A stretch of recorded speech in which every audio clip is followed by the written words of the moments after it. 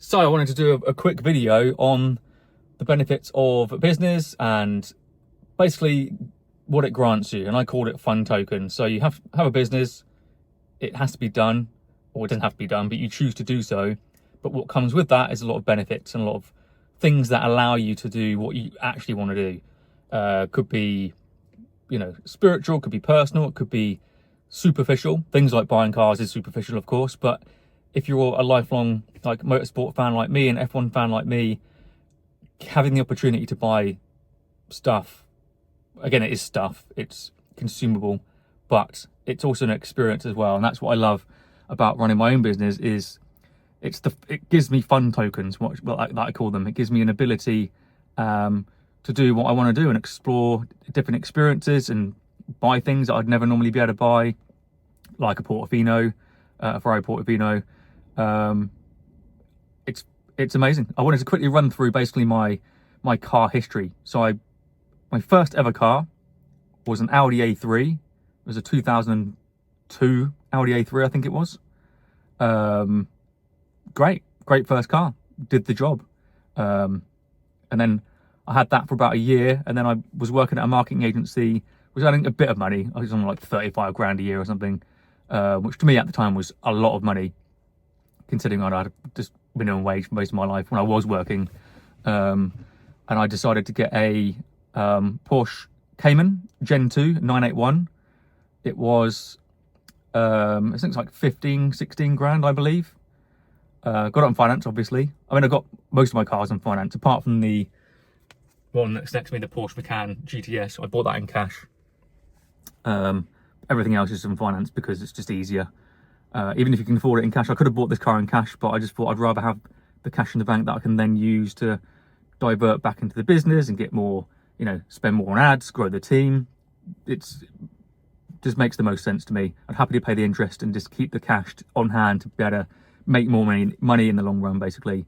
But yeah, so I had the Audi A3, then I got the Porsche Cayman 981 Gen 2. I had the PDK shifter on there. That probably means nothing to most of you, but it was an amazing car. The jump from obviously an Audi A3 to a Porsche, that was my first kind of real taste of what a sports car can do. I love that car a lot. I think I had that again for about another year and a half, 2 years, I think. I think it's about 2 years. And then I just thought, sod it. I started to do my e-commerce. I was doing really well with my e-commerce stores, and I launched my first course teaching e-commerce as well. And off the back of that, I was like, okay, what's next? I wanted to stay with Porsche because I loved it. So I got the Porsche GT4, the first gen one. It was incredible. I absolutely loved it. Like a proper street racing car, essentially. It was incredible. I loved it. I'd still happily have one now. So if you're ever thinking about getting a Porsche, the GT4s these days, I think they go for 40-50 grand these days, which is nuts. Obviously that's a lot of money, but if you're thinking about getting one, now is the time for sure. Certainly if it's in winter time, you can get a much better deal than in the summer. And just go stick it on finance. If it's like 45 grand, you'd probably put down £4,500, and then you'd probably pay about £500-600 a month, maybe even less, depending on the deal. Do it. That's what I say. So from there, I then obviously got Baxter, my dog, and I couldn't put him in the GT4 because he's getting big very quickly. So I got a 2010 Land Rover Defender, but in the Spectre spec. So the James Bond movie Spectre, there were some Land Rover Defenders in there that were spec'd, and they're raised up, they're like stealthed out. It was insane. But to buy them new, they're like, well, you can't buy them new. They made 10 for the movie, and they went for like 400 to 500 grand each. I wasn't going to pay that. I couldn't afford that anyway. So I found a modded Spectre edition. I just got that one instead. I think I paid like 30 grand for it, which is quite a lot for a Defender, an old Defender, but visually it looked insane. Drove awful car to drive. I got used to it after a while and actually started to enjoy it. But yeah, in terms of like a daily driver, unless it's a really good, it's really well looked after, in very good condition, stumbling my words because the sheer PTSD of driving that Defender down the motorway. It's very intense, very tiring. But again, it's another experience. I did really enjoy it. It's very agricultural because that's literally what it's made for, to be on a farm and be used as an actual tool versus it's not designed to be driven around poncy little streets in London to look cool. It's a proper car for proper work. Again, it suited the Devon roads that I live in very well down here. There's a lot of like insane country roads and bumps and potholes and verges you have to drive up and down sometimes to avoid other cars. Did a really good job. And then from there, I sold the GT4 and then just had the Defender. Then it just wasn't comfortable, so I got the Porsche Macan GTS, which I believe is the best all-round daily car. It's incredibly fast. It's got a lot of similarities to an 911. Obviously not an 911, but it's very, very fast. But it's also an SUV, so you can fit the dog in the boot. A lot of the seats are insanely comfortable. It's very fun to drive, very easy to drive, very, very quick. I think I'm going to keep that as long as possible until it conks out, basically. I've already had it for 3 years, I believe, 2.5, 3 years, or 2 years, 2 years.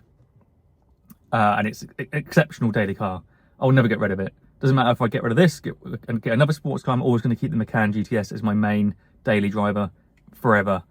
And that's because the new ones, they've gone electric. I'm not a fan of electric. The styling they've ruined completely. The gen I have now, it's the 2023 model. It looks the best and it drives the best, I think. So I'm always going to keep it. But then, yeah, I got rid of the Defender because I wasn't driving it, because I always had the Macan as my main daily driver. It's like a sports car and SUV at the same time. So I got rid of the Defender, then had just the Macan GTS for 4 or 5 months. And I was like, okay, let me just stay sane and just keep this as my only car because it's the only car I need. And then obviously I started seeing videos about Ferraris a lot. I've always wanted a Ferrari.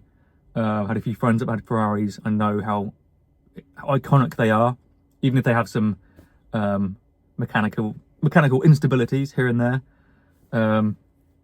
I just thought sort it again, so I just went quickly. From idea to buying a Ferrari Portofino was probably the space of about 2 weeks, because when I have my mind set on doing something, I can't stop. That's it. So I had the idea, watched loads of videos on YouTube about what car to get, what Ferrari to get. I love the styling of the Portofino. There's obviously faster cars out there. There's like purer cars out there, like the 458s and any car with an F12 engine and a V12 engine in there, like the 812, various different things. But I just kind of weighed up experience and budget and my personal preferences and taste in terms of what car I was looking for, and the Ferrari Portofino was the one. Yeah, the roof does come down as well, actually. This turns into convertible, but I'm obviously not going to do it today because it's like -2 degrees, and it was perfect for me, so that's what I went for. I found the right spec. I'm down south in Devon. The spec I found was all the way up north in Edinburgh, so I just got on the phone to them, put down a deposit, and then they flew me up there and did the handover, and then they flew me back home, and then they put it on the trailer, and it was arrived to my house like an Amazon package. And that is it. That's my car history. Nothing too long, but very thought out, I think. So in terms of what's next, yeah, I have no plans on selling this anytime soon. If and when I do, as I say, I'm probably going to get a 812 Superfast.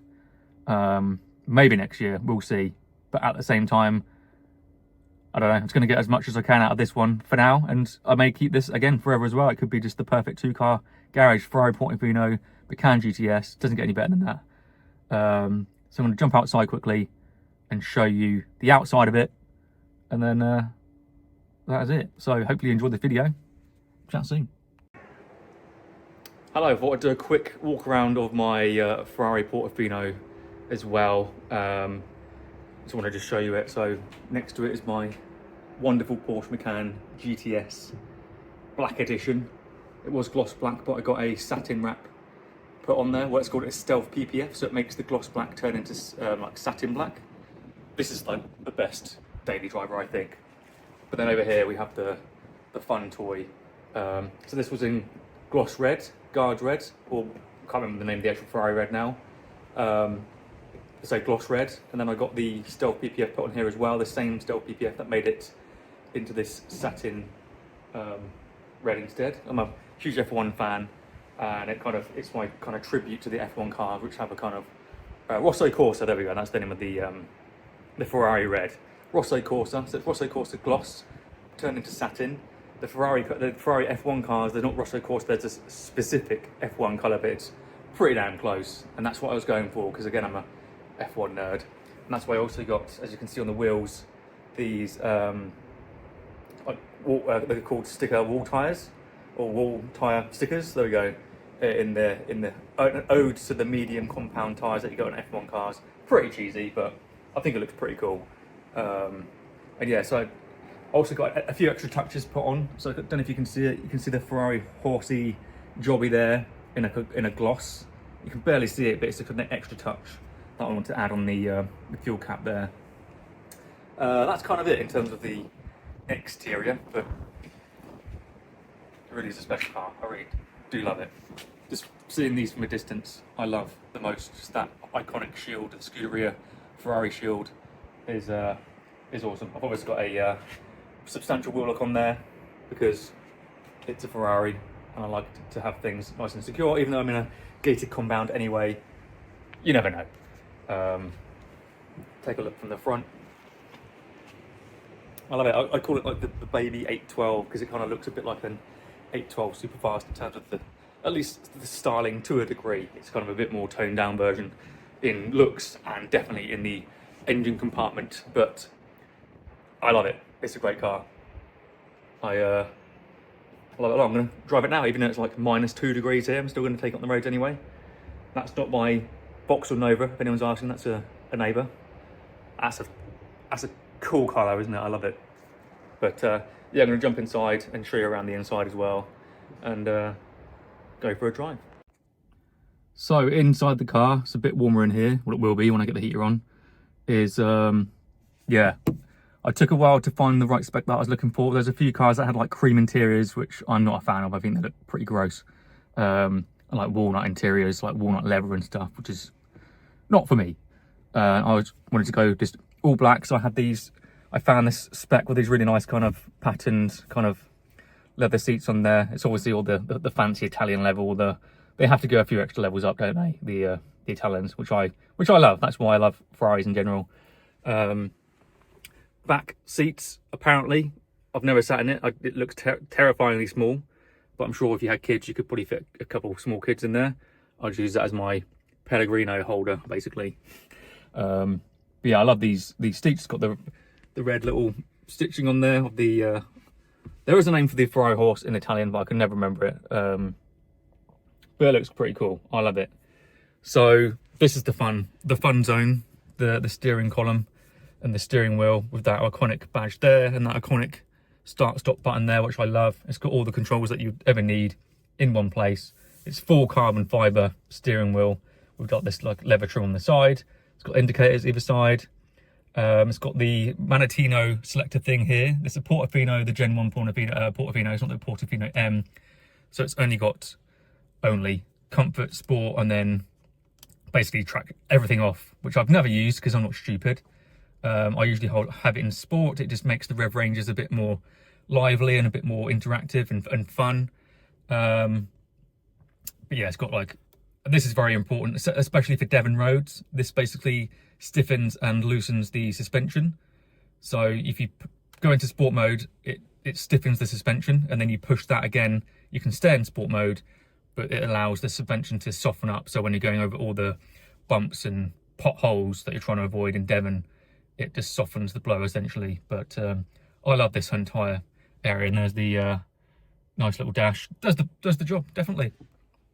What's even cooler though, on the other side, if you are going to be a passenger in the car, it's got a little display here that shows the passenger similar information. It shows the G-force of the car, what Manettino has been selected, obviously speed, and then the rev ranges and the gear, and you can kind of swipe across, I believe. I've never actually tried this. Oh, there we go. It's got quite a few things on there. Again, media, so they can control the radio, navigation, they can control the navigation, which is actually pretty useful to be able to control the navigation whilst the driver is actually attempting to drive. And then it shows you all the different sport modes that have been enabled. Very cool. And then media as well, you can choose all the different music and all that jazz, but it looks pretty cool. It's a unnecessary but necessary optional extra, I think. But yeah, I love it. So I'm going to go and drive it now. I'm getting new tyres put on it on Wednesday, so I might try and have a few lively wheel spins today. We'll see. But yeah, it's very cold, so I'm not going to go too crazy because the road is cold, the tyres are completely cold.